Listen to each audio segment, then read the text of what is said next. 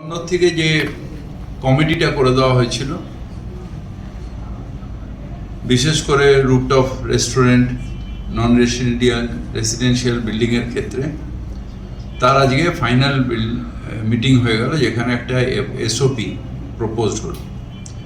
সেই এসওপির মধ্যে যেরকম আছে যে আমরা যেগুলো এক্সিস্টিং আছে, নতুন নয়, যেগুলো এক্সিস্টিং আছে তার 50% রুফটপ আমরা অ্যালাউ করব,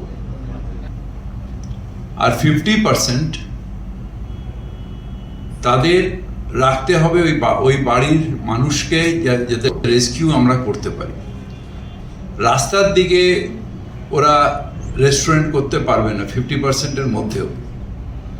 রাস্তার দিকে যেখানে আমাদের হাইড্রোলিক ল্যাডার যাবে, যেখান দিয়ে রেস্কিউ করবে, সেই জায়গাটা খালি রাখতে হবে। যে আমাদের ওই যেখানে রুফটপ রেস্টুরেন্ট হবে সেখানে কোনো ফায়ার চলবে না, মানে সিলিন্ডার রাখা, আগুন জ্বালানো, এগুলো চলবে না। সেখানে তারা ঢাকা জায়গার মধ্যে করতে পারে, ওই ওভেন টোভেন এসব ইউজ করতে পারে, কিন্তু ইলেকট্রনিক জিনিস ইউজ করতে পারে।